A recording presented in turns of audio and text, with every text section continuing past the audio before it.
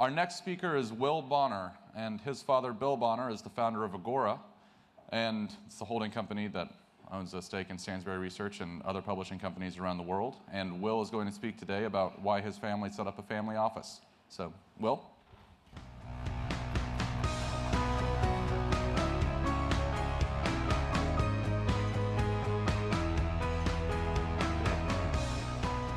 Thanks, Sean.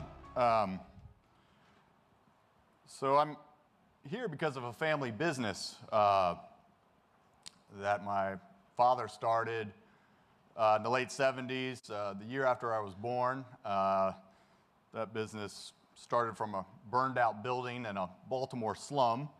Now has over 1,000 employees and offices in 11 countries. And my father's decided that it's a family business. I have 5 brothers and sisters and 2 children of my own. And so we have some things worth holding on to. And if something traumatic were to happen in my family, if there was some division or a loss of a family member, you know, it could be devastating to our family wealth. And I want my children and eventually my grandchildren to have the same opportunities that I've had or better. But the statistics aren't in our favor. 70% of wealth transfers from the first generation to the third generation fail. Something goes wrong. And in the case of business owning families like my family, the failure rate is 90%.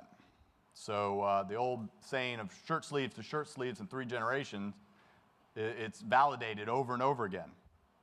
And you think 3 generations, well, that's a long way off. But the thing is that the failures start happening right away. I'm the second generation in our family, and my son and daughter are the 3rd generation. So things start falling apart very quickly. And it's really not because of legal issues, estate planning, things going wrong. Those only account for about 3% of the failure. The vast majority is because of family problems, childhood tensions, petty jealousies between siblings, erupts into a mess of greedy lawyers and broken families. Every family has subtle and not so subtle tensions, even yours. Mine does, and when any money is involved, it can often end badly. We know a family that's been suing one another since 1959. So 2 generations of lawyers have sent their children to college on the fees they paid from the case. And another couple we know blew through a $5 million inheritance in 2 years and then got divorced. But in the case of my family, we didn't come from money. We like to say we're from a line of poor tobacco farmers in Maryland, but that would be an exaggeration because my grandfather was actually he was a helper on a day laborer on construction sites. And the house my dad grew up in didn't have running water until he was a teenager. But my great aunt was something of a genealogist, and she traced my grandmother's ancestry to the French aristocracy in an estate in northern France. And so she would tell my dad about this noble birthright that he had. And so he got it in his idea that he needed to go reclaim it. And actually, since we've gotten a foothold in France, we've traced our line to our marquisship. So as the oldest male, I could be the Marquis de Tancarville, which sounds great, but I don't want to have the mustache and wear the funny hats, so I'm not a marquis yet. But anyway, but this idea of family pride and a family identity to aspire to can be a powerful motivating force, and it's a concept you can use to create a legacy and a fortune for your family. Well-organized families with a well-defined identity can give their members a big advantage in work and in life. And the advantage that families have is that they can function as a unified force. They can rally behind shared ideas. The unifying force of blood is a base from which to build. The modern family seems to have forgotten this. These days, the individual is glorified and the family is an annoying institution to be tolerated. But this is a mistake. The combined resources of the family can create a rising tide that lifts all boats for generations. You can look at the example of the Rothschilds. Meyer Amschel Rothschild was a successful banker in Germany, and the success of the family could have ended there. But instead, he sent his 5 sons to the 5 financial capitals of the era: Paris, London, Frankfurt, Vienna, and Naples. And he loaned them the money to get started in the family business and allowed them to keep all the profits after they'd repaid the loan, as long as they kept him informed about what was happening in their bases. And so some of these branches were successful, some were not. The failed branches included Frankfurt, where the business got started. And so the pooled family resources and diversification allowed the Rothschilds to build a dynasty that's lasted for more than 250 years. The elder Rothschild created an idea that his progeny could rally around and prosper despite overwhelming obstacles such as war, famine, economic and social upheaval. And the Rothschilds were Jews in Frankfurt. They lived in a Jewish ghetto. Their circumstances were very grim, and they were able to work to use the advantage of their family, the human capital, to build this dynasty. And we don't really know how the shared idea of the Rothschilds was articulated, but their motto on their coat of arms is Concordia Integritas Industria, harmony, integrity, industry. So this gives us an idea of the values that they hold dear. And so in studying the practices of the world's super-rich families, we're surprised by the level of activity that goes into preparing later generations for the opportunities and responsibilities that they will inherit. But this should come as no surprise.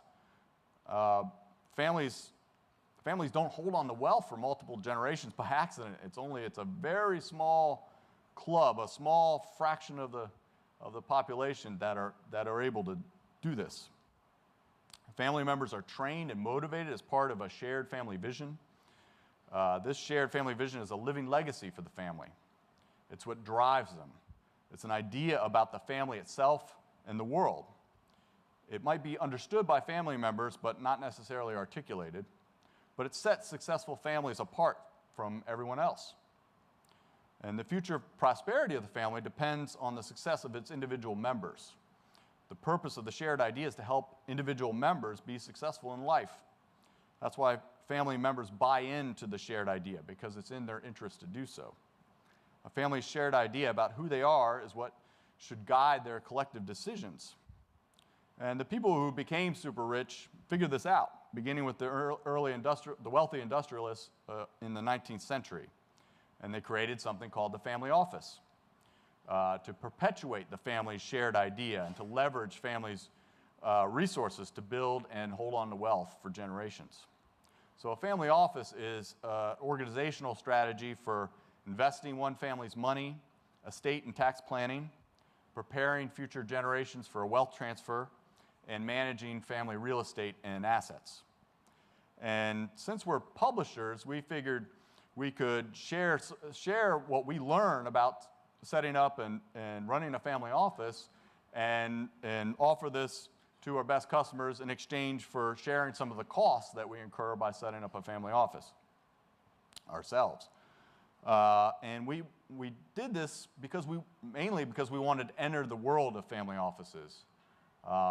It's a very closed, exclusive group, and we wanted to get our foot in the door. So we set up a family office, and we found, after attending numerous events around the world and meeting with these families, for instance, we have contact with the Mouillet family. They dominate big box retail in France, and they have annual revenues of more than $100 billion. They have 250,000 employees, and they have more than 250 family members who are shareholders in this family enterprise. And it's very interesting, and we've learned so much from these people, and we learned that the strategies and the infrastructure that they use can be replicated and made effective for families who are wealthy, but not necessarily ultra wealthy, super wealthy. So if your family has some wealth to protect, these strategies can be very effective in doing that. And the scenarios that have been talked about earlier today by Porter and Jim Rickards, it's a scenario my dad calls Hormageddon, if you've read his book, of what happens after they can't go on any longer injecting money into the economy. And so as the sovereign debt levels spiral out of control and the tax authorities become more aggressive, we're not going to stand around while they tighten the noose around our necks or wait for them to confiscate our wealth. My father has an Irish passport. My 6-year-old son has 4 passports. We believe in being internationally diversified in terms of our financial assets, our hard assets, our property, our physical location, and even our family culture. And so we think we've developed some of the most aggressive, completely legal international tax avoidance strategies that exist. And we're not going to have to pay the U.S. estate tax, at least we're not going to have to pay much. And we're not going to have to sell our family business in order to pay the taxes from wealth transfer from one generation to the next. And so with the Bonner & Partners Family Office, we provide you with the access to the same legal team of advisors that my family uses in the U.S. and abroad, reports detailing the strategies that we use, and samples, when possible, of the actual legal documents we use. We redact them, but we share those documents with members. And then on the investment, that's the legal side. On the investment side, we have a very ultra long-term outlook of 100 years, 50, 100 years. And so the way we invest is much different from a lot of other people. And we're preparing for the events that we've talked about earlier today. And so we've developed our own proprietary system to manage all this, which we call the endowment model. And it brings everything together, the tax, the legal, the investment, and the governance structures, all into one organized system. And so we believe that our family and our member families will be wealthier, more prosperous, and happier for generations because of what we're learning with these systems. And we don't have any membership openings right now, but if you want to learn more about what we're doing with the family office, you can visit bonnerfamilyoffice.com. And I think I'm out of time, so thank you very much.